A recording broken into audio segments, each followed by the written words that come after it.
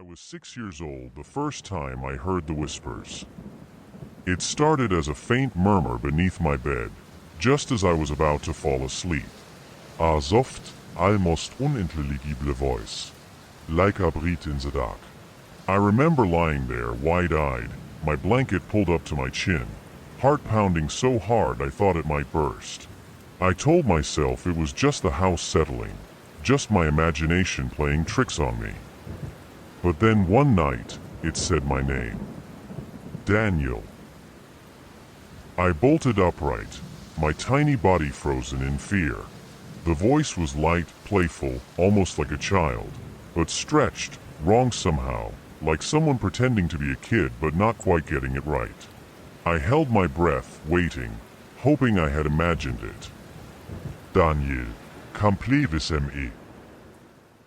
I screamed for my parents. Mom and Dad came running, flicking on the overhead light, their faces scrunched with worry. I pointed at the space under my bed, tears streaming down my cheeks. Dad sighed and got down on his hands and knees, lifting the blanket and peering underneath. "There's nothing here, buddy," he said. "Just some dust bunnies. Maybe you had a bad dream." Mom sat beside me, stroking my hair. "You've been watching too many cartoons before bed. No more scare shows, okay?" I tried to argue, to tell them I was awake, that I had heard something, but they just smiled and tucked me in. "Dad even made a show of checking the closet before kissing me geht nicht. See?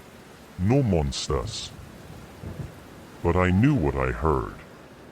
That night, I didn't sleep. I kept my eyes fixed on the dark space beneath my bed, waiting. The whispering didn't come back. Not that night. Not the next. I started to think maybe my parents were right. Maybe it had just been a bad dream. Then, a week later, it returned. This time, there were two voices. One giggled, a soft, high-pitched sound that sent ice through my veins. The other whispered something I couldn't make out. My skin prickled. I felt the hairs on my arms stand on end. My body wouldn't move. I was trapped in my own bed, paralyzed by fear. "Daniel," the first voice cooed. "We're waiting for you." I couldn't take it. I bolted from my bed, dashing down the hall to my parents' room. Mom groaned when I shook her awake, and Dad grumbled about me being too old to sleep with them. But I didn't care. That night, I stayed curled up between them, staring at their bedroom door, afraid that if I blinked, something would be there, watching. The whispering continued every night after that. It got bolder, louder. I started to notice small things in my room moving. The closet door slightly ajar when I knew I had closed it. My toys shifted from where I had left them. My parents dismissed my fears, chalking it up to my active imagination, but I knew something was wrong. Then one night, I saw it. I had been lying in bed, covers pulled to my chin, when I felt it, a shift in the air, a coldness seeping from under the bed. The whispering was right beneath me, louder than ever, excited. Then a hand, a small pale hand with long bony fingers, slid out from beneath my bed and gripped the edge of my blanket. I screamed so loud my throat burned. By the time my parents ran in, the hand was gone. I sobbed, begging them to believe me. Dad ran a frustrated hand through his hair, muttering about my nightmares. Mom just sighed, hugging me to her chest. But this time, she saw how shaken I was. She let me sleep in their room for the night. That was the last time I slept in my own bed. They let me move into the guest room, but it didn't help. The voices followed. They grew angrier, more impatient. I stopped sleeping altogether, my eyes rimmed with dark circles. My parents took me to a doctor, who said it was just stress. He gave my mom pamphlets about childhood anxiety and night terrors. No one listened. No one believed me.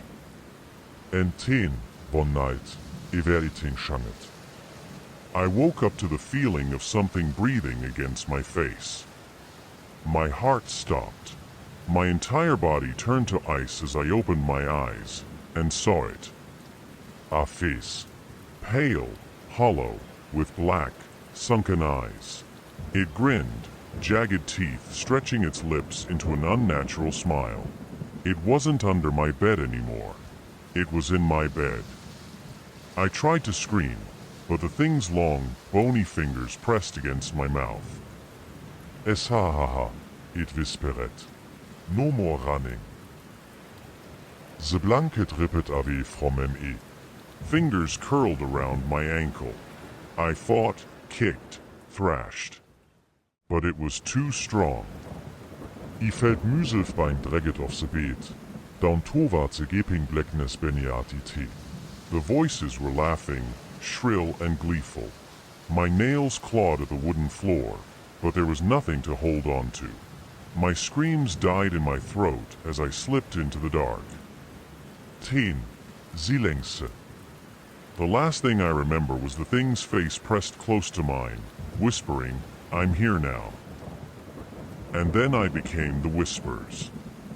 When my parents came into my room that morning, they found me lying in bed, staring at the ceiling. Or at least, they thought it was me. Because I whispered, just loud enough for them to hear. "Mom, Dad, wo's under my bed?"